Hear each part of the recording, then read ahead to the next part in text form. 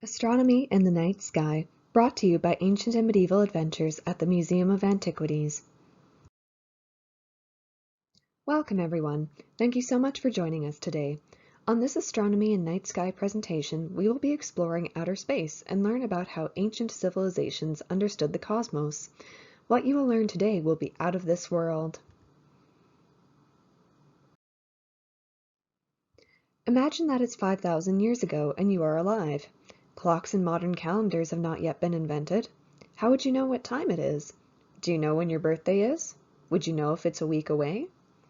Ever wonder what ancient societies did without a clock? How did they tell time? We can use astronomy to answer all of these questions. One way to tell the passage of time is to study the movement of the stars, planets, and the moon. In fact, studying the ancient skies was so important that ancient people built observatories all around the world. An observatory is a place to observe space. They used these observatories to study and observe the night sky. This study of the night sky eventually became the science of astronomy. Today, astronomy is known as the study of the universe. People in ancient cultures used astronomy for many different purposes.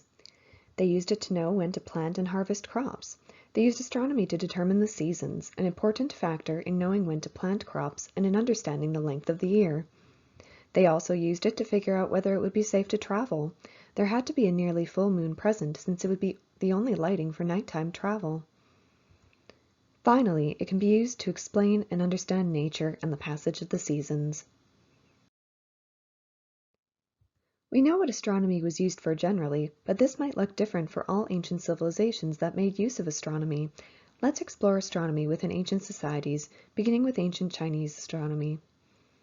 The main purpose of astronomical observations was timekeeping. By keeping track of their time, the Chinese developed a working calendar and kept careful track of comets, eclipses, sunspots, and star charts. The main job of Chinese astronomers was to chart time, announce the first day of every month, and predict lunar eclipses.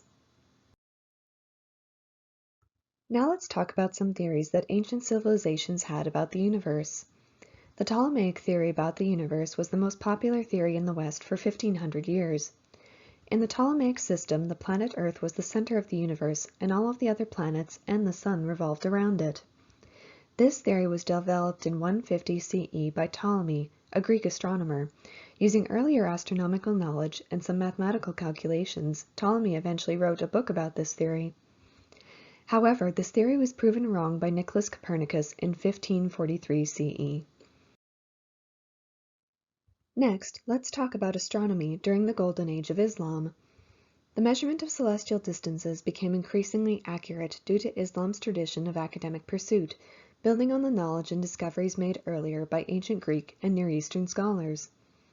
By 850, Al-Farghani published his book, A Compendium of the Signs of Stars. Al-Farghani provided new information about space and time. Some of the new information provided in his book included estimates for the circumference of the Earth, corrections to some of the earlier astronomical works, and he provided tables for the movements of the Sun, Moon, and stars, and the 5 known planets at the time. Another important development in astronomy is the Heliocentric Theory, which was developed by Nicholas Copernicus. He was a Polish astronomer that revolutionized astronomy with his new theory in 1543 CE. The heliocentric theory states that the Sun is at the center of the universe, and all of the planets, including Earth, orbit the Sun. It was proven that the heliocentric theory correctly explained the movement of the planets around the Sun. Today, it's taught in schools all around the world.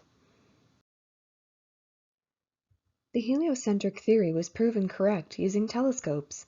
The invention of the telescope by Galileo played an important role in advancing our understanding of Earth's place in the cosmos. More than 400 years ago, Galileo Galilei built the first telescope.